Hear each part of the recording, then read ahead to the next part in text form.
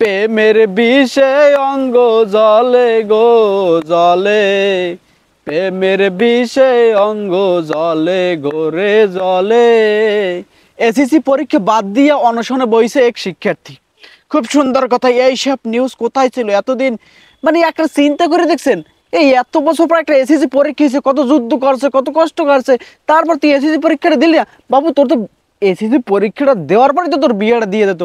মাইয়া আবার একদিন চিন্তা করতে আছে যে আমি আমি মাইয়া, আমি যদি পাস করি, আমি যদি ম্যাজিস্ট্রেট হই, আমি যদি উকিল হই, আমি যদি বিশ্ব মানে আমি যদি প্রধানমন্ত্রী হই, তবুও আমার পাইলে মাছ ধরবে। তার আমি পরীক্ষা বাদ দিয়ে আমি যে পাইলে মাঝি, মানে খুব মানে একটা খুব সুন্দর একটা বুদ্ধি মানে মাথায় খিলেইছে। যাই হোক, আমতলিতে এই ঘটনা ঘটাইছে যে এসএসসি পরীক্ষা বাদ দিয়ে এসএসসি পরীক্ষা অংশগ্রহণ না করিয়া সে যাইয়া পোলার বাড়িতে অনশন করছে।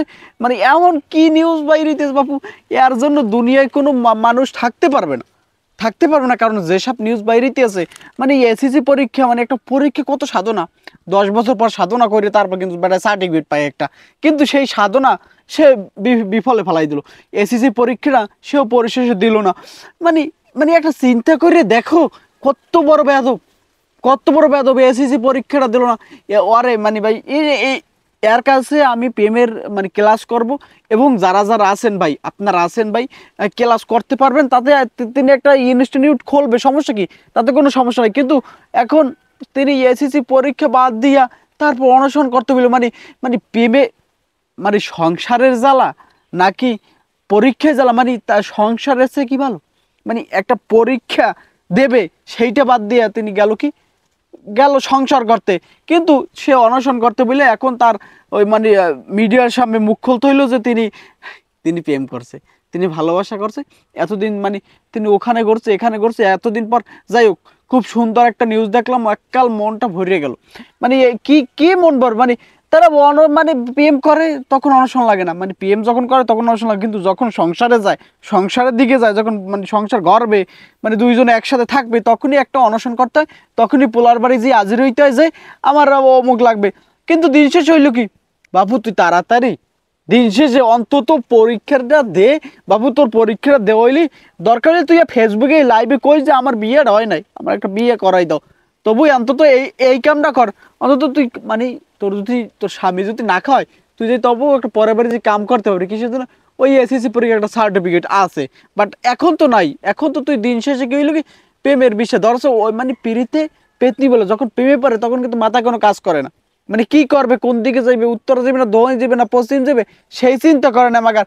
তিনি একটা ঘট ঘট করে চলে গেছে আমতলি প্রেমিকের বাড়ি, যে আমি প্রেমের প্রস্তাব, মানে 3 বছর প্রেম করছে, মানে 3 বছরের মধ্যে তার পারি অনশন করার সুযোগ পায় নাই। বাট যখন এসএসসি পরীক্ষা দিল, আমি তো হারা বছর প্রেম করছি, 3 বছর প্রেম করছি, তো আমি কিভাবে যাই পাস করবো?